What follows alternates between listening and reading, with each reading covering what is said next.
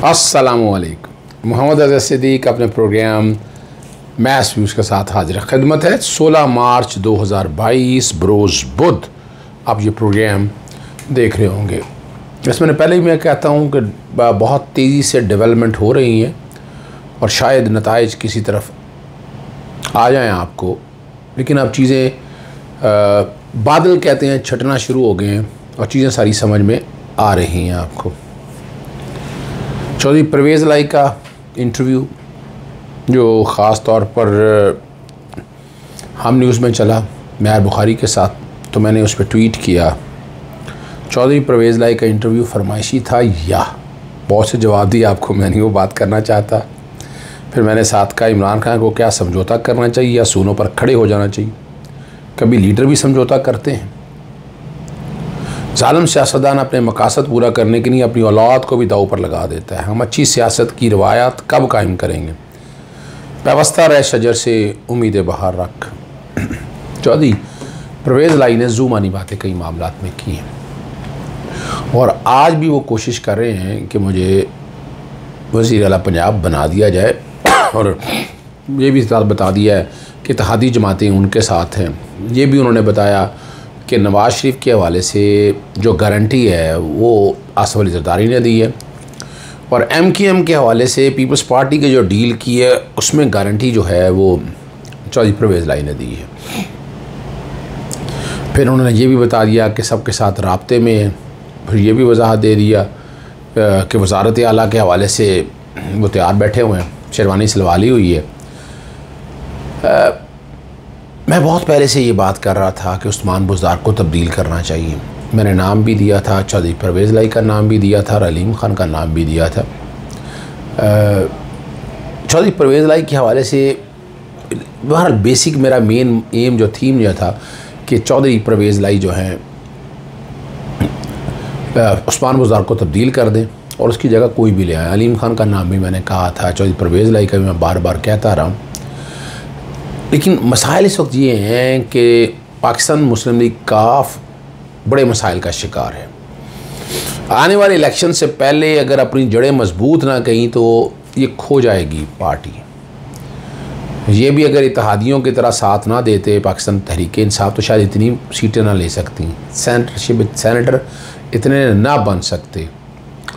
और ये तो यकीनन क्रेडिट जाता है, वो 5-7 टिकटें लेकर आप वजारतें आपके पास कितनी हैं, स्पीकरशिप आपके पास कितनी है, तो आपका रोल तो आपकी जसामत से बहुत ज़्यादा है। हम तो इसलिए बात करते थे कि बेहतरीन एडमिनिस्ट्रेटर है। और यहाँ एक और बात बताता चलूँ कि इमरान खान साहब ने इनको ऑफ़र की थी आप अपनी पार्टी जम कर लें, बल्कि इसका उन्होंने इकरार भी किया और मैं अपने पहले प्रोग्राम में भी बता चुका हूँ आपको। और इस पर वज़ारत आला मांग रहे थे साथ, इस पर इनकार हुआ था। फिर कहा गया था कि जो अगले इलेक्शन होंगे, मोनो सलाई काफ़ी जवान हैं और अगले इलेक्शन होंगे, अगले इलेक्शन में आप वज़ारत आला के लिए आ सकते हैं। इस वक्त इनडायरेक्ट तरीके से उन्हें इनकार कर दिया गया था और जैसे ही जब ये नाम फाइनल हुआ दोबारा इनका, तो उस वक्त पार्टी के अंदर से कुछ और लोग उठाए तो मामला खटाई में पड़ गया। अब भी कई फ़ैसले जो हैं हमारे मुक़्तदर इदारों के सामने हैं और फ़ैसला कौन करना है, किसने करना है, वो आप तक चीज़ें बड़ी वजाहत के साथ आ जाएंगी। लेकिन इतना आसान काम नहीं है। नवाज़ शरीफ साहब ने भी परवेज़ लाई साहब को अगर इजाज़त दी है तो वो 2 महीने का कहा है। ये मांगते रहे 1.5 साल की कि हमें 1.5 साल की वज़ारत आला दी जाए और 1.5 साल के लिए आएँ तो ये यकीनन अपने पाँव फैलाएंगे और अपने लिए ग्राउंड सेट करने गए पार्टी के तौर पर अगले इलेक्शंस के लिए। आने वाले इलेक्शन में शायद इनकी ये पोजीशन ना हो सके, तो इसलिए वो चाहते हैं कि इसी वक्त ऐसे हालात और वाक़यात बताएं। पाकिस्तान मुस्लिम लीग नून भी ये ट्रस्ट नहीं करना चाहती है कि ये कहीं उनकी होम ग्राउंड पे उनके बंदे ना ले जाएं, उनकी सीटें ना ले जाएं। और इस तरफ पाकिस्तान तहरीक इंसाफ भी ट्रस्ट नहीं करती है कि अगर काफ लीग के तौर पर आएंगे, जब वज़ीर आएंगे तो उसका इम्पैक्ट डेफिनेटली पार्टी की ग्रूमिंग के हवाले से भी रहेगा। तो ये भी मसाइल चले आ रहे हैं और ये चीज़ें सही आपके सामने आ जाएंगी। और तहरीक अदम एतमाद का जो फ़ैसला है 28 मार्च का ले जाना बड़ा साहिब मशवरा है। उससे पहले काफ़ी चीज़ें, बहुत चीज़ें डाइल्यूट हो जाएंगी। OIC में जो हमारे दोस्त ममालिक से लोग आए हुए हैं वो भी चाहते हैं पाकिस्तान में स्टेबिलिटी रहे, और वो भी मुख्तलिफ इदारों से बात करेंगे कि बैठकर इन सारे मसाइल को आसान तरीके से निपटाया जा सके। ज़ाहिर यही लग रहा है कि तहरीकी अदम एतमाद के कामयाब होने के 50-50 आप चांसेस कह सकते हैं, और मैंने वो तादाद आपके सामने बता दी है। वो फिर बैकग्राउंड पे वो चल रही होगी कि 23 सीटें इत्तेहादियत की अगर ये उधर मिल जाते हैं तो तहरीकी अदम एतमाद कामयाब हो जाती है। अगर ये इधर ही रहते हैं, फॉरवर्ड ब्लॉक में कम लोग हैं, यार फॉरवर्ड ब्लॉक बन नहीं सकता पाकिस्तान के अंदर, याद रखिए। हम भी अब ये फॉरवर्ड ब्लॉक नहीं बन सकता, मेजॉरिटी चाहिए उसके लिए, तो वो मुमकिन नहीं है कि फॉरवर्ड ब्लॉक बन सके। वो अगर आप डिफेक्शन करेंगे तो आपको मैंने बता दिया है कि आप नाअहल हो जाएंगे। अरे पार्लियामेंटेरियन जो हैं महफूज रास्ता बनाने के लिए दरख्वास्त दायर करने के हवाले से मैंने बताया था कि तहरीक अदम एतमाद में उन्होंने कहा कि हम जाएंगे कोर्ट में कि उनके बंदों को वहाँ तक आना चाहिए, यानी किनको आना चाहिए जो डिफेक्शन करना चाहते हैं जो आइन तोड़ना चाहते हैं, जो पैसों का लेन देन करना चाहते हैं, वो आ जाए असेंबली के फ्लोर तक पहुँच जाए। वो यही कहना चाह रहे हैं ना। तो और आपको किसकी फ़िक्र है? आपके अपने मेंबरों की फ़िक्र है, अपने मेंबरों को अपने तौर पर लेके आए। ये सियासी अमल है, सियासी तौर पर जाने। और वो पॉलिटिकल पार्टीज़ की वोट उनकी अमानत है, वो वोट उनका है, वोट उनका अपना नहीं है उस मेंबर का, कि उनके टिकट पे मुंतखब हुआ है। इसीलिए आइन के आर्टिकल 63 ने डिफेक्शन लगाई, वरना क्या ज़रूरत थी? ना लगाते हैं डिफेक्शन। तो डिफेक्शन से तो रोकना है, उसके लिए कोई भी काम किया जा सकता है। पाकिस्तान पीपल्स पार्टी, जमीयत उलमा इस्लाम और पाकिस्तान मुस्लिम लीग नून इस काम में आगे बढ़ रही है। काफ़ी वकला, यानी बुनियादी तौर पर तीनों सेनेटर ही हैं। अब यहाँ से देखें ना, यानी ये बार काउंसिल में भी बैठे हुए हैं और ये भी एंजॉय कर रहे हैं। और जो नुक्ता उठाए हुए उन्होंने कि इस्लामिया अपना इंतज़ामिया को कानून साज इदारों को महफूज रास्ता और बिला रुकावट कौमी असम्बली तक रसाई जो है ना फराहम की जाए। और दरख्वास्त में जो ज़ोर दिया है उन्होंने कि कानून के मुताबिक अपनी मर्ज़ी के मुताबिक वोट देना पार्लियामेंटेरियन का हक़ है। और ये जो है ना कि मौजूदा वज़ीर आज़म के ख़िलाफ़ वोट डालने के आईनी तरीक़ाकार को पामाल ना करे। 28 मार्च को ये होने का इम्कान है। अपोजिशन लीडर जो हैं वो यासिन इकबाल, मौलाना अब्दुल गफूर हैदरी और इन सब लोगों ने ना उसका बायोमेट्रिक करवा चुके थे वहाँ। और याद रखिएगा तहरीक अदम एतमाद 8 मार्च को जमा हुई थी। इस्लामाबाद हमें लोकल गवर्नमेंट जो ऑर्डिनेंस है वो कलअदम करार दे दिया है, ठीक है ना जी, पूरे का पूरा।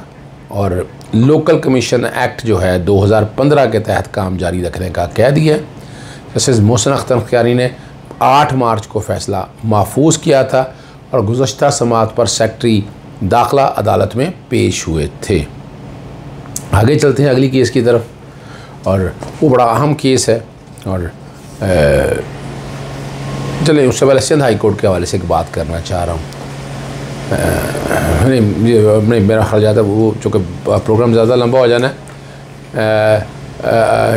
हाँ उसी के कॉन्टेक्स्ट में वासन नस्ला टावर के गैर कानूनी तामीरात के मुतालिक केस है। डिस्ट्रिक्ट एंड सेशन जज शर्की के हवाले से नामजद बिल्डर और सरकारी अफसरान की कबल गिरफ्तारी का मामला, तौसीक की दरख्वास्त दी थी और तौसीक कर दी है और मुलजमान को मुतलका अदालत में पेश होने का कहा है। चालान भी पेश करने की बात की है।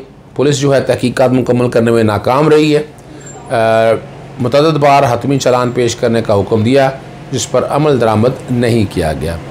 और तमाम मुलजमान को ना अदालत में जो है ना जी कबल गिरफ्तारी की उन्होंने तौसीक कर दी है। ज़मानत हासिल करने वालों में याद डिप्टी डायरेक्टर डिज़ाइन वगैरह बहुत से लोग मौजूद हैं।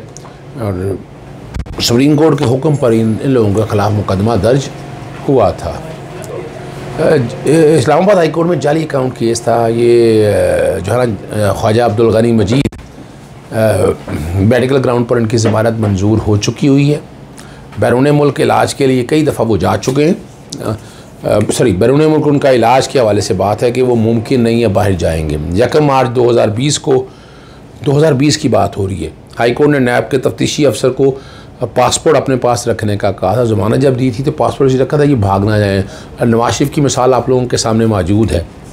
अदालत ने नैब को नोटिस जारी कर दिया और 21 मार्च तक समाअत मुलतवी कर दिया और तहरीरी जवाब दाखिल करने का कहा है। नैब में 6 केसेस चल रहे हैं। ज़मानत के बाद ठट्टा वाटर सप्लाई का केस चल रहा है और उसमें तमाम मजीद ने ज़मानत कराई हुई है। ये बड़ा एक अहम केस है।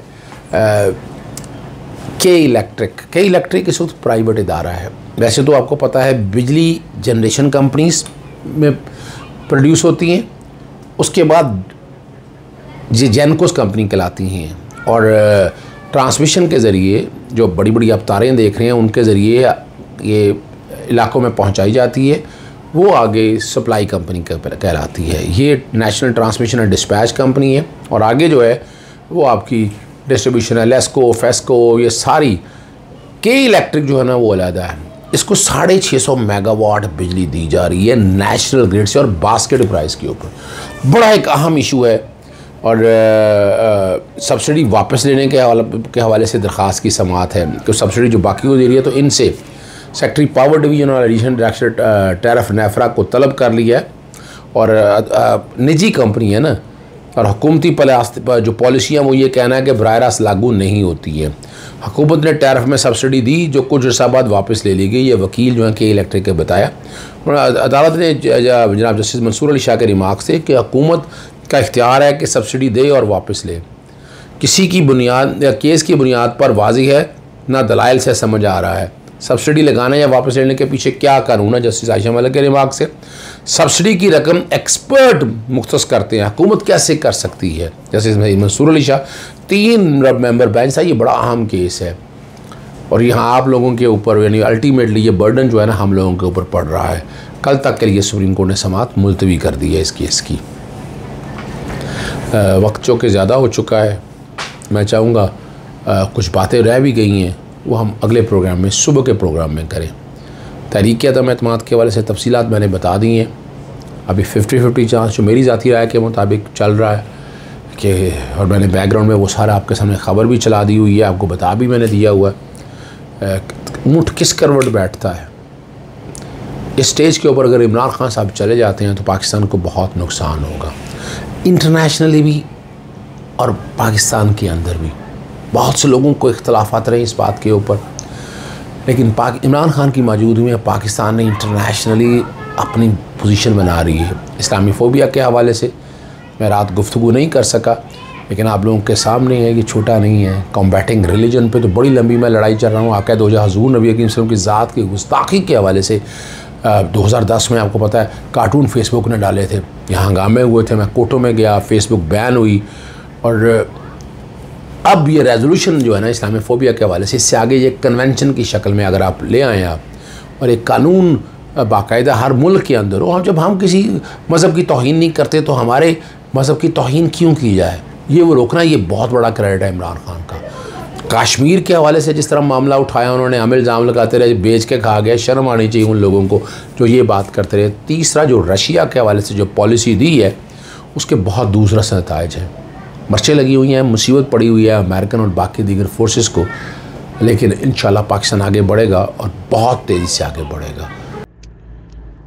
आपने सदर सुप्रीम कोर्ट बार एसोसिएशन की प्रेस कॉन्फ्रेंस सुन ली होगी। मुझे तो सुन के बहुत दुख और अफसोस हुआ कि सुप्रीम कोर्ट बार एसोसिएशन का एजेंडा सियासी जमातों के साथ मिल गया। हाँ, एक अलहदा बात है कि हमारे बार काउंसिल के अंदर सेनेटर्स मौजूद हैं, नज़र आ रहा है कि ये बैठकर आपको सियासत शुरू हो जाएगी। तो इसलिए मेरा जानता ख्याल है legal practitioner bar council act को भी तब्दील कर दिया जाए कि इसको एक सियासी जमात के तौर पर भी रजिस्टर्ड करा लिया, ताकि मज़ा तो आए ना कि वकला की अपनी एक नुमाइंदगी हो कि हमने अब इन सियासी जमातों का एजेंडा लेकर चलना है और हमने इनको कोई फ़ायदे देने हैं, इनका नुक्ता नज़र बयान करना है।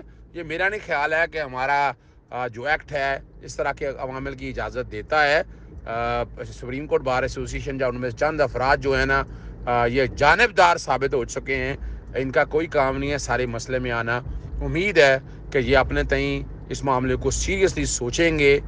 ये ना हो कि वकला बरादरी में एक तरह की रिफ्ट पैदा हो जाए और बार काउंसिल या बार एसोसिएशन का इमेज मज़ीद ख़राब हो जाए।